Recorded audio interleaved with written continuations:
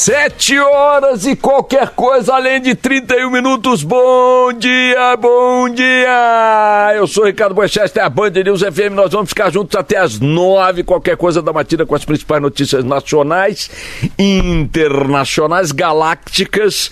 Nosso time de colunistas, de comentaristas, todas as equipes da Band News FM espalhadas pelo Brasil, pelo mundo. Obrigado a você, meu amigo, minha amiga, que está conosco nas praças que compõem a rede Band News FM de notícias. Um bom dia muito especial, já digo o nome de todas elas. Bom dia pro Luiz Megali. Tá de pé hoje, Megali? Tá de pé, eu cobro o dobro, meu irmão, pra trabalhar de pé. Não tem esse negócio, não. Qual é? Bom dia aí pro Café com Jornal, pro nosso salto Luiz Megali. Ainda, né? Hein? De salto ainda. De salto. Tá se exibindo com o Lobutan. É Lobutan que fala, Carla Bigato? E bom dia também. Quem é que tá lá? Fabiana Panachão?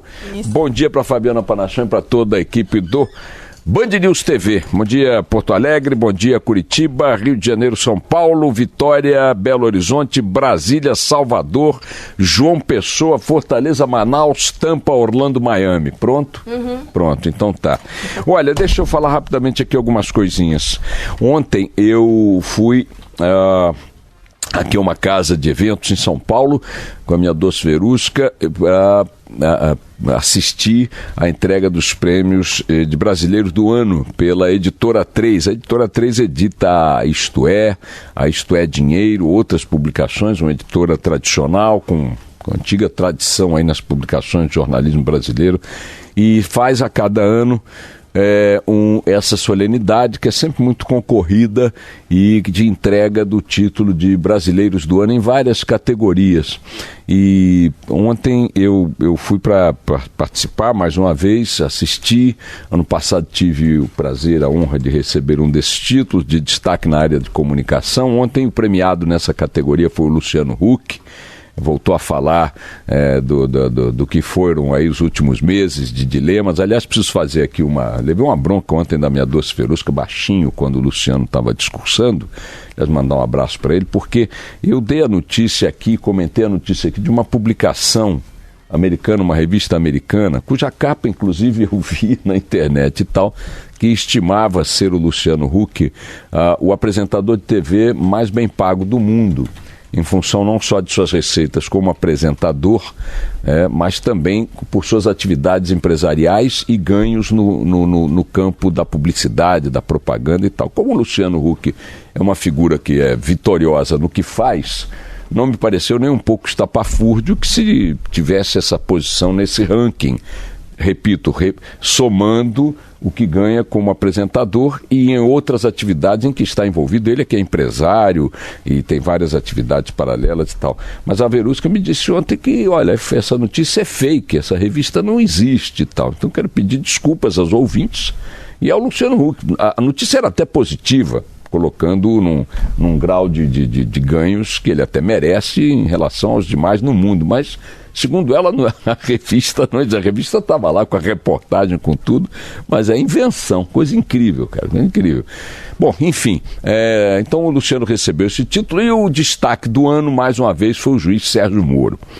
O juiz Sérgio Moro continua sendo muito aplaudido por onde vai, sempre nas suas apresentações e nas suas entrevistas, e ontem não foi diferente. A plateia o saudou com efusivos aplausos em vários momentos do seu discurso, e o que eu quero registrar rapidamente foi a curiosidade sempre, né, de ver aquela situação saia justa, o Moro fazendo seu discurso de defesa intransigente da Lava Jato e da necessidade do país levar a fundo e à frente cada vez mais o combate à corrupção, num palco em que estavam vários investigados pela Lava Jato. A começar pelo próprio presidente Temer, que a poucos metros de Moro ouvia com um olhar de paisagem o Moro defender rigor nas investigações e nas punições contra a corrupção sistêmica, como ele mesmo voltou a repetir.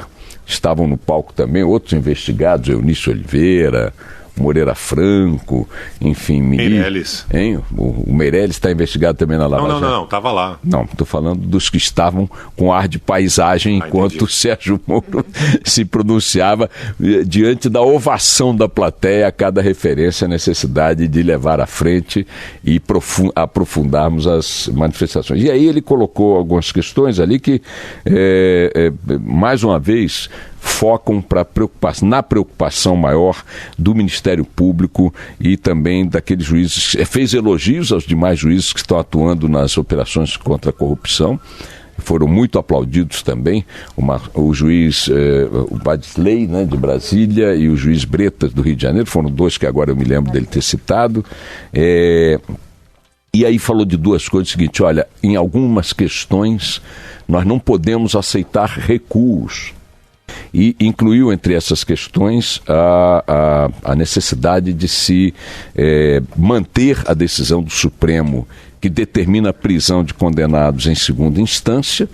É uma questão que o Supremo está prestes a rever. Muita gente especula que o Supremo tende a modificar essa decisão que ele mesmo tomou no ano passado.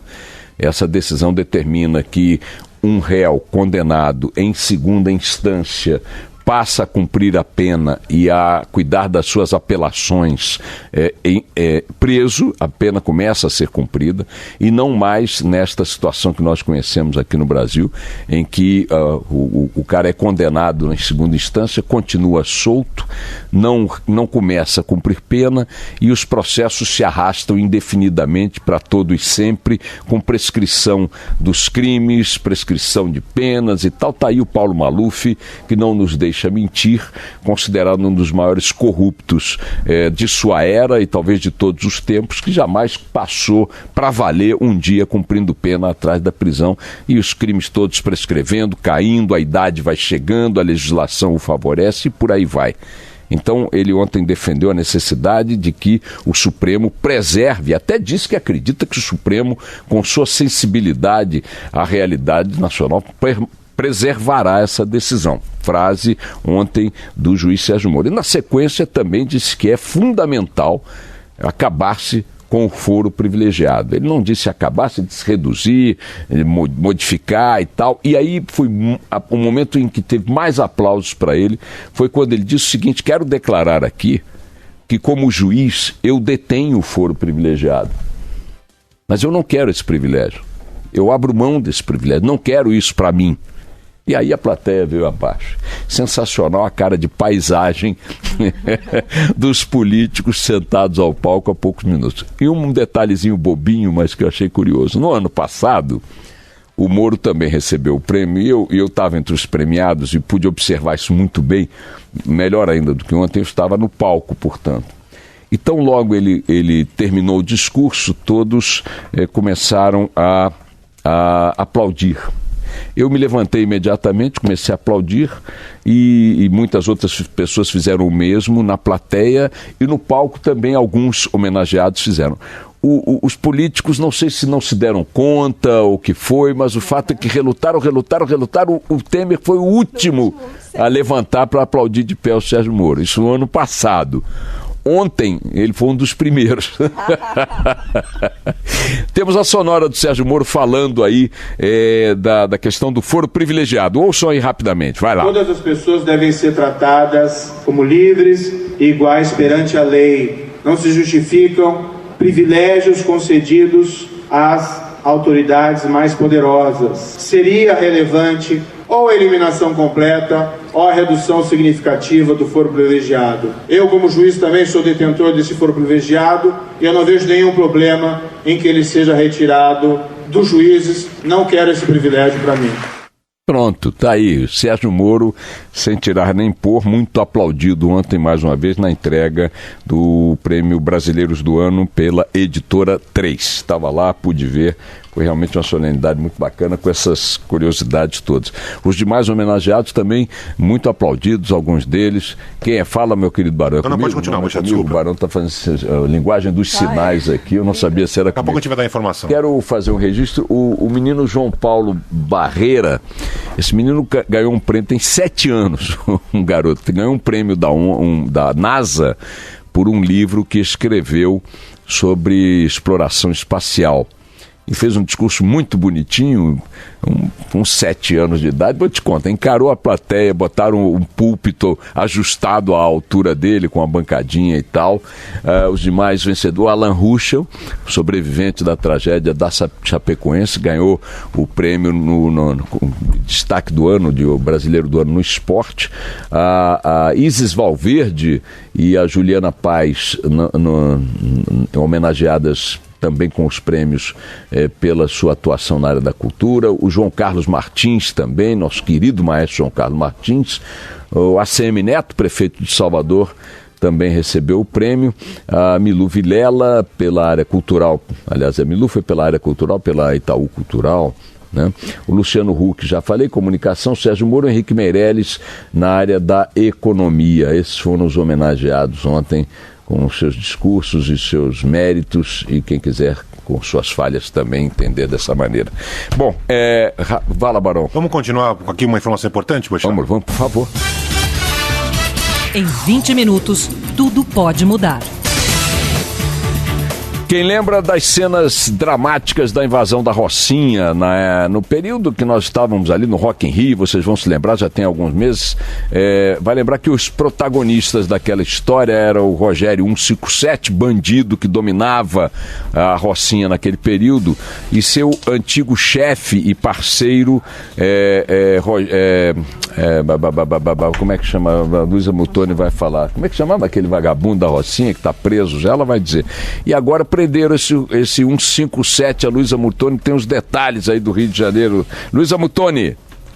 Bom dia, Boechat, bom dia a todos. O bandido mais procurado do Rio de Janeiro acaba de ser preso em uma operação conjunta entre as Forças Armadas e as Polícias Civil, Militar e Federal, que acontece em 4 favelas na zona norte da capital. O Rogério Avelino da Silva, o Rogério 157, foi preso na comunidade do Parque Arará e já está na cidade da polícia, no Jacarezinho. Essa informação chegou através de policiais que são ouvintes da Band News FM. Ele estava envolvido na disputa pelo controle do tráfico de drogas na Rocinha com o seu antigo braço direito, Antônio Bonfim Lopes, o NEM. Ele era o antigo braço direito do NEM, que atualmente está preso, e o Disque Denúncia oferecia uma recompensa de R$50 mil por informações que levassem à captura do traficante. Imagens exclusivas da Record TV mostram que o Rogério 157 chegou à cidade da polícia algemado, descalço, vestindo uma calça comprida, uma camiseta preta também, e ele não teria oferecido resistência a essa prisão. Essas operações que acontecem hoje, acontecem também nos morros da Mangueira, no Tuiuti, além do Parque Arará e da Mandela. Esse deslocamento de tropas federais e de agentes da segurança começou por volta de 5 horas da manhã e tem o espaço aéreo controlado em toda essa região da Zona Norte, sem causar transtorno no funcionamento dos aeroportos. Ok, Luísa, então só repete: o Rogério 157, comandante atual do movimento criminoso na Rocinha, do tráfico de drogas na Rocinha, entrou em conflito com um antigo chefão da área, de quem ele era braço direito, o NEM, né? Esse NEM já está preso há muito tempo. Lembrando que o NEM também foi preso numa operação de inteligência. Quando o NEM foi preso, não se disparou um tiro. Agora também Rogério 157, também o chefão da Rocinha, que estava em guerra com o NEM, preso sem um tiro disparado também. Essa é a polícia que se quer. Dá para operar com inteligência, dá para operar sem apertar o gatilho primeiro, para usar a inteligência, o planejamento, a infiltração, a escuta depois. Parabéns para a Polícia do Rio de Janeiro, para as forças envolvidas nessa captura desse vagabundo. Isso não vai mudar a realidade da Rocinha. Infelizmente não vai. Quem for lá amanhã vai encontrar a droga sendo vendida nos mesmos lugares, as áreas territoriais dominadas pelos bandidos ainda preservadas nesta condição, mas é importante que a bandidagem saiba que ela tem inimigos mais eficientes a enfrentar do que o enfrentamento, o confronto direto, a troca de tiros. Porque na troca de tiros, em meio à comunidade, a bandidagem leva vantagem. leva a vantagem de ter a comunidade como refém, leva a vantagem de conhecer e dominar o terreno, leva a vantagem de jogar com o medo e o terror e a opressão em cima dessa comunidade, obrigando-a a servir de escudo, de álibi e de tudo mais, né? Leva vantagem sobre a polícia, que está em condições desfavoráveis de avançar nesse terreno. Então, a inteligência é o melhor calibre, a arma de melhor calibre a ser usada. Está aí a prisão, portanto, de Rogério 157, protagonista desta série de imagens e episódios lamentáveis nos últimos meses na Rocinha, que apodreça na prisão. Luísa Muttoni, obrigado para você, bom dia.